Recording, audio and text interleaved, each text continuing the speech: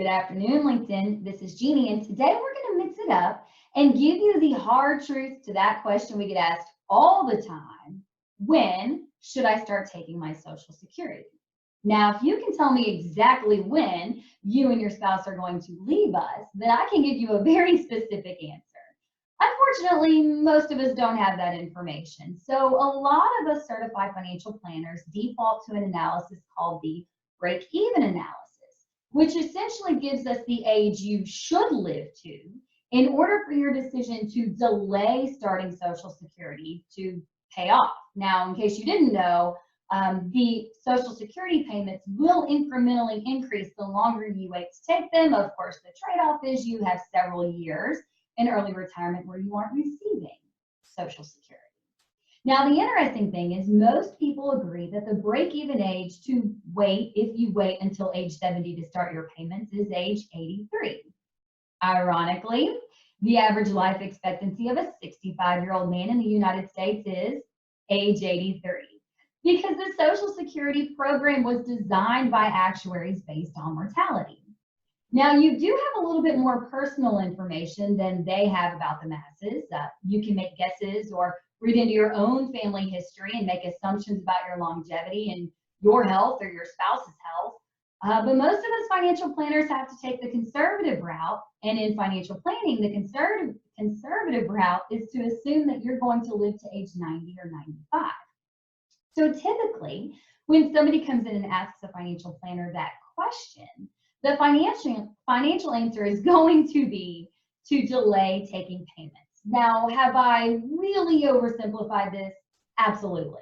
I have ignored if you're working, if your payment will be taxed, if you need the Social Security payment, or if you'll be using it to reinvest or pay off debt. Yes, I have oversimplified. But I'm making a point with this video.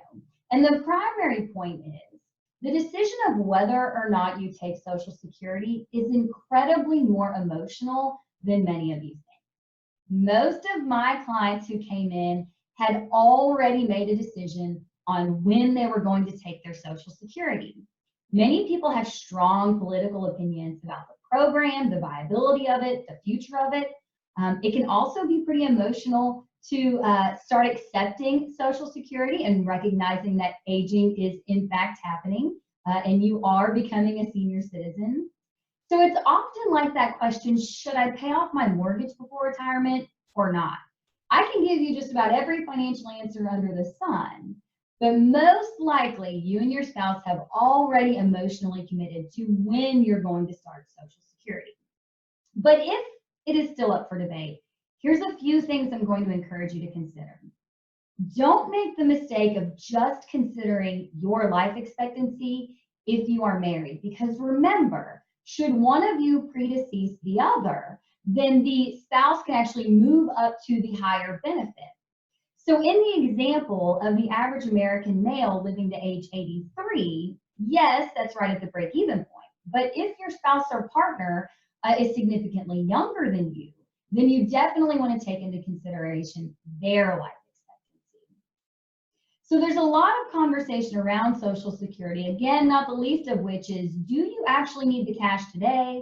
Are you working today? Would it be taxed? What other uses could you put that money towards?